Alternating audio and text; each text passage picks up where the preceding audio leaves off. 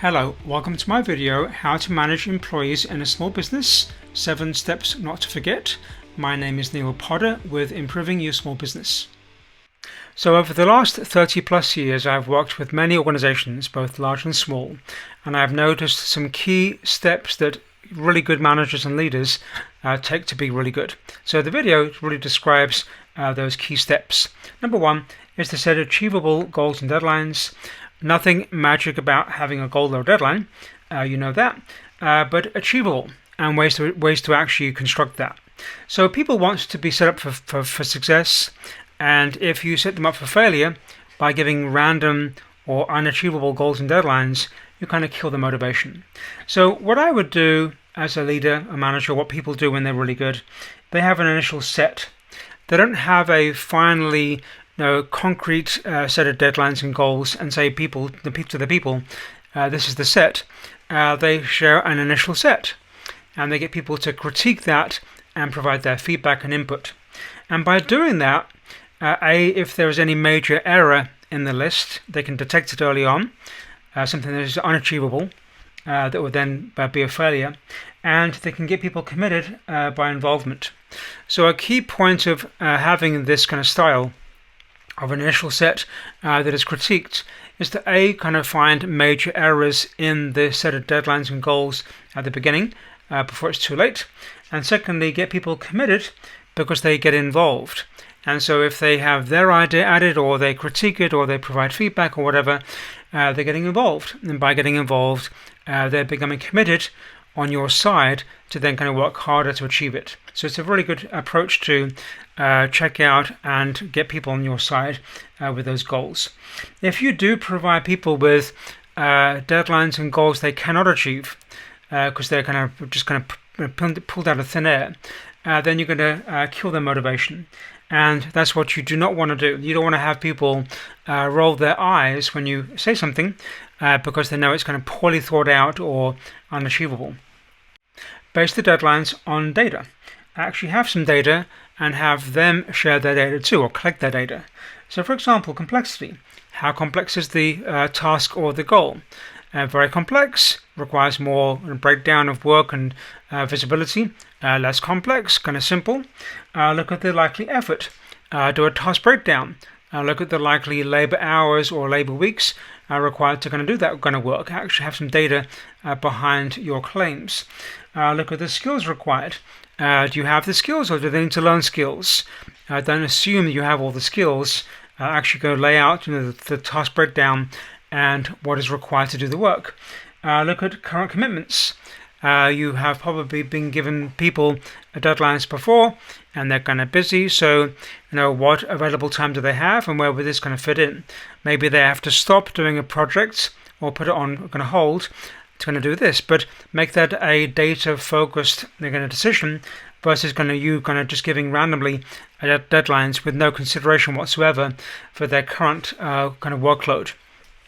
People will appreciate you being data focused or kind of fact focused by helping them come up with a achievable deadline they actually can work on that actually fits their existing work life and the way you set it up to that point.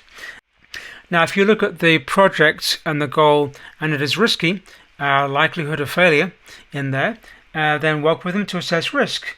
Write down all the things that could go wrong, prioritize the list, and then kind of mitigate the top 2 or 3 with actions to either make it less likely to occur, things you could do kind of proactively to get ahead of the game, and if it does actually have a failure in there, a problem, the kind of backup plan. So just by assessing and managing risk helps you and the team kind of work through proactively what could go wrong.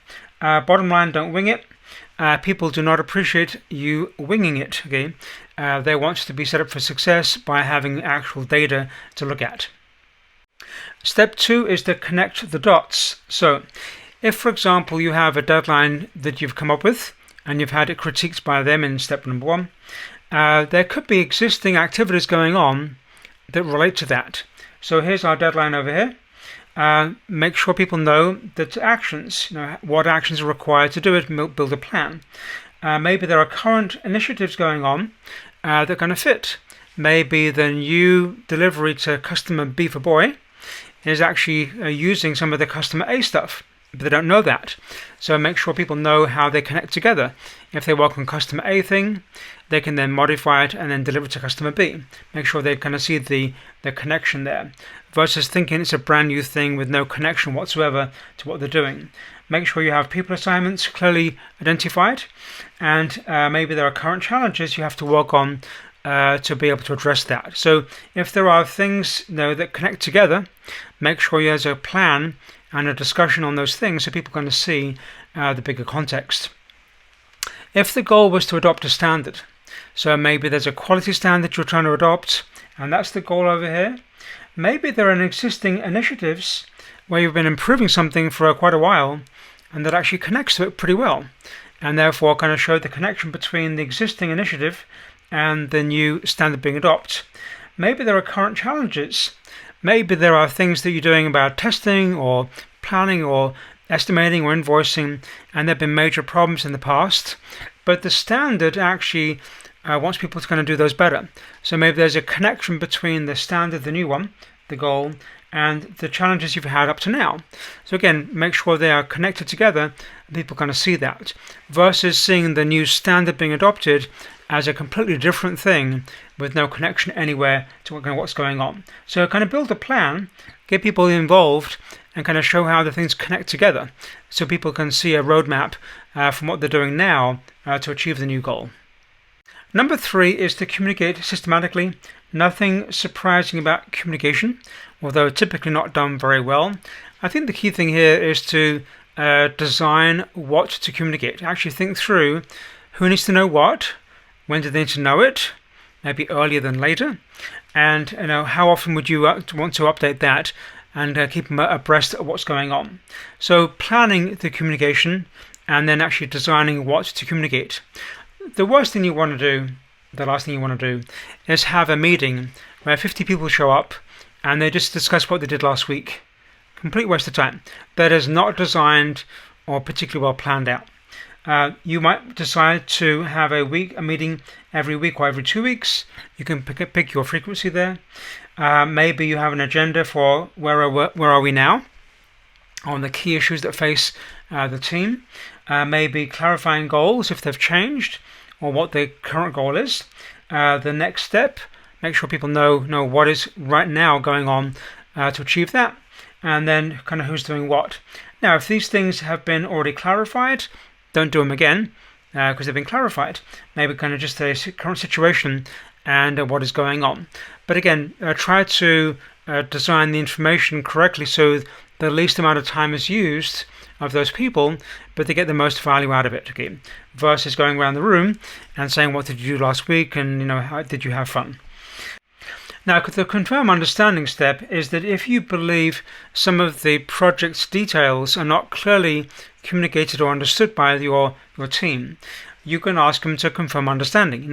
Hey Jane or Fred, what did you understand by the goal? Clarify in your own words what you think it actually is and what some of the issues are. And by them clarifying in their own words what is going on, you know for sure, and they're going to know for sure, they're on the same page. So don't just assume they understand. It's okay to ask them gently to kind of paraphrase back to you what the goal is and the next step is, so you know for sure and they know for sure what is the next step. Address questions and issues, so be available to do that. Seek feedback. So don't just go missing in action and kind of hide in your cube and do email. Make sure people know they can bring things to you quickly to have them resolved. Okay? And if they don't do that, kind of walk around, maybe FaceTime around or Zoom around or Teams around nowadays, and make sure people know what's going on, and that if there is any issue, you have a proactive way to kind of check that and address it early on. Now, if you have new people on board in the team, make sure there's a planned communication event for that. Assign a mentor, develop a curriculum they go through to learn things and try things out. Maybe it's a kind of a sidekick, and then bit by bit they become productive. Don't assume that's going to work out for free or with no action. You have to actually develop a plan to bring people up to speed to become productive in those areas. Now, number 4 is to demonstrate by example. If you see things not going quickly enough, or people struggling, or they're on the wrong path, and you kind of see that, then the way to kind of get them corrected is for you to then demonstrate by example. So, for example, if you are getting people to do better proposals, and they seem to not know what a good proposal is, and they're struggling, do one. Go show it to them, or go find one. Show them a proposal you did, or do a proposal or a section of it, and then kind of show them by example. A, they get to see the good example, and B, they know you really care because you're doing it yourself again. If you're trying to get them to address root causes, maybe you have particular outcomes that are negative occurring, customer complaints, or loss of revenue or something, and you want people to learn how to do root cause analysis, and they don't seem to understand what to do or how to do it, then you pick an example as the boss, and you're going to go through it, a real example, and take the actions out of that, and then kind of show it. So people now know, A, you're serious, B, they know how to do it, and it becomes the kind of new way to kind of run the company. This could apply to lessons learned, building a checklist. Again, if you want them to have a better process for something, or a checklist for something, and they're struggling, they're doing it too long, or too verbose, or too whatever, or not doing it at all, then you do one. You pick an area that you walk through, define the process of the checklist, show it to them, get their feedback, and they now know what a good checklist or process actually is. So this could apply to a cost estimation, customer feedback sessions, analyzing profit and loss. Pick anything you care about, and then go through an example. Now, if the thing you're recommending for people to do in the company or the team, you don't know how to do yourself, don't panic, okay? I mean, you can panic if you want to, but I don't recommend panicking. Don't panic. You can study it. So if we have a World Wide Web, we can go look at. We can ask people, find somebody that knows. You could actually just pick a colleague or two and say, I want to work on ABC. I don't know how to do it myself. It sounds like a good idea, though. Let's learn to get together.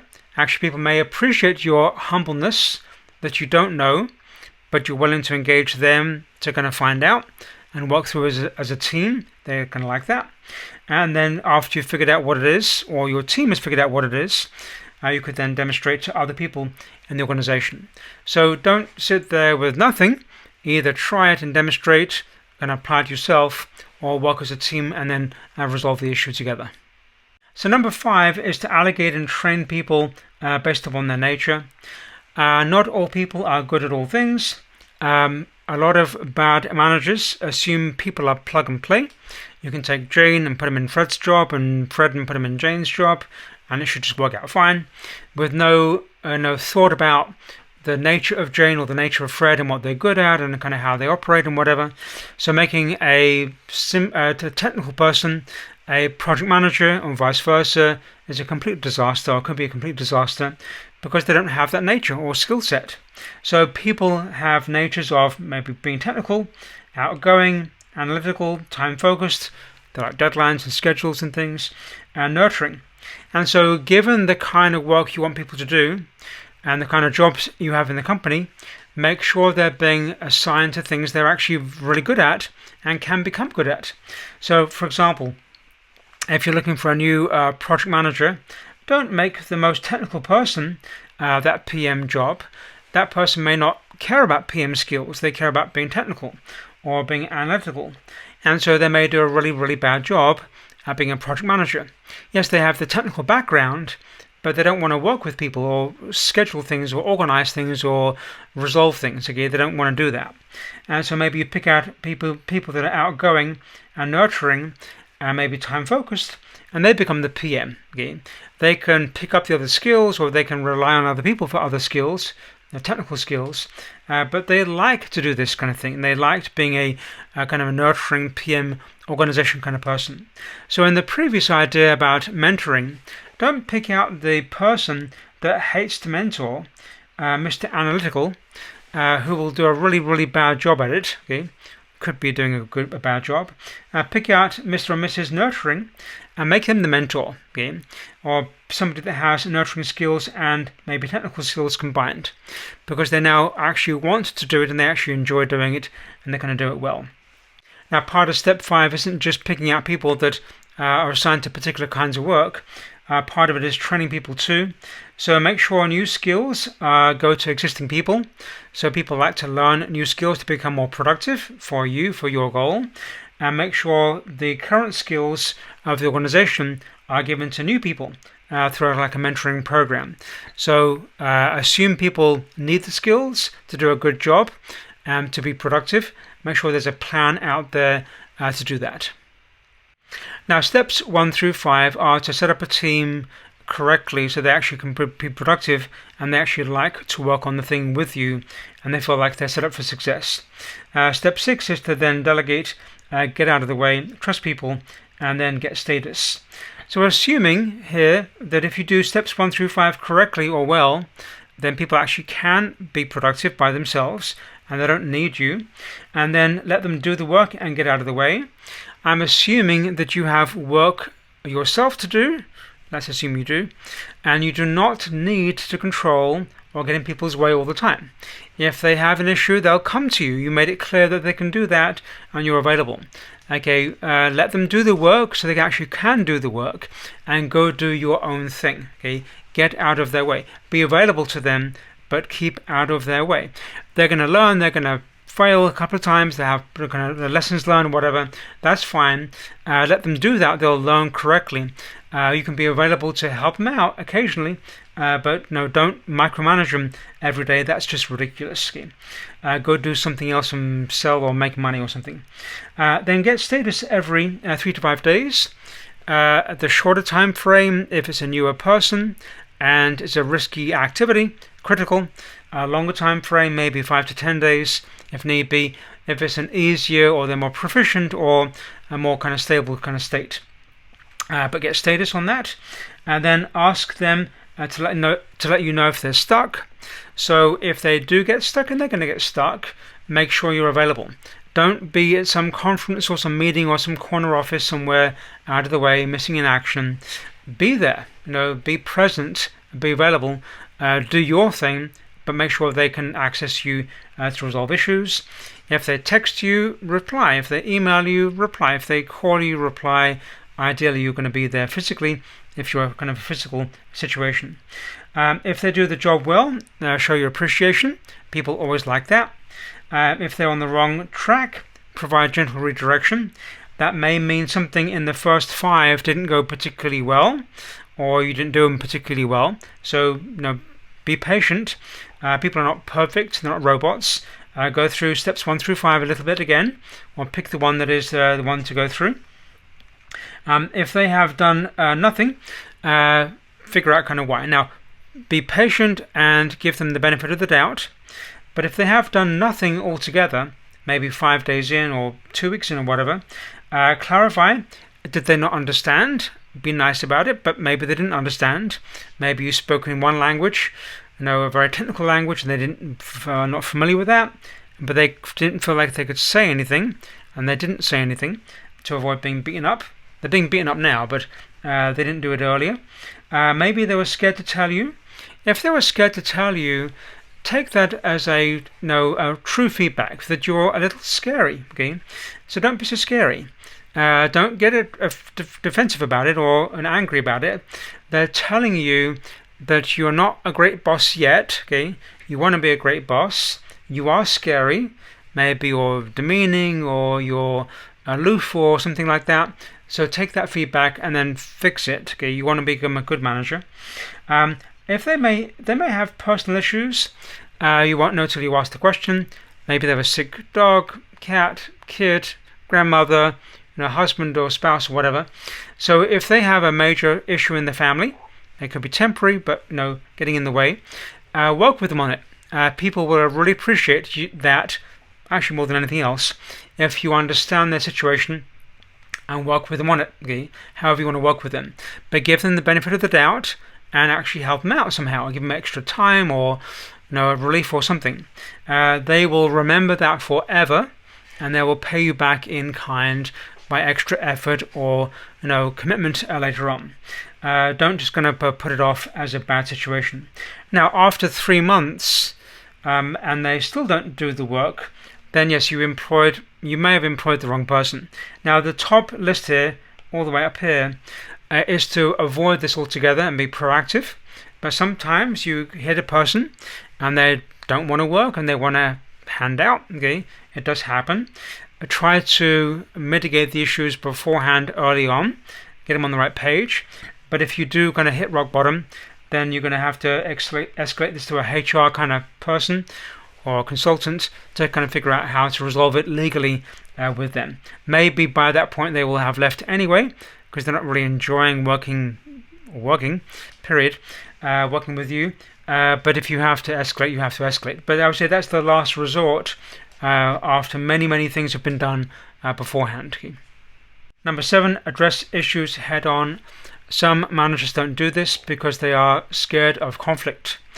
Somewhere in their life, they addressed an issue and they got beaten up really badly. It could have been a divorce, it could have been an argument, it could have been a fight, something in their past, connected to them in their head, major pain, emotional pain, and addressing an issue. And so what they learned about that is that don't address issues, sweep them under the carpet. And so now they're the boss, and you're the boss, and we avoid issues because we avoid potential pain. I think the first thing to realize is that only 0.1% of all issues lead to kind of that level of pain. Okay, you had one a while back, I'm sorry, but the other 99.9% don't. And so your job as a manager is to address issues, and you want to address them early on.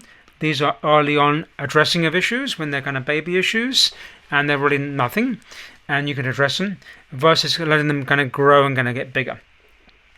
Either way, if you want to be the boss, your job is to address issues, period. That's what you're there for, okay? Otherwise, you should be a technical person at a cube kind of doing stuff, okay? So, work with your staff to determine the fix and the cause. Don't assume you have to have the solution.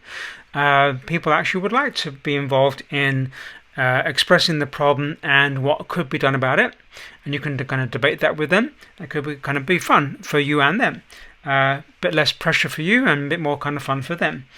Know that you may be the cause. I've had quite a few managers over the years. They were the cause, but they didn't realize it. Every week they had a brand new idea and a brand new deadline. And they would come in and kind of share that brand new idea and brand new deadline and forget altogether about the last week's brand new idea and brand new deadline. And so after every week, there was a brand new idea and a brand new deadline.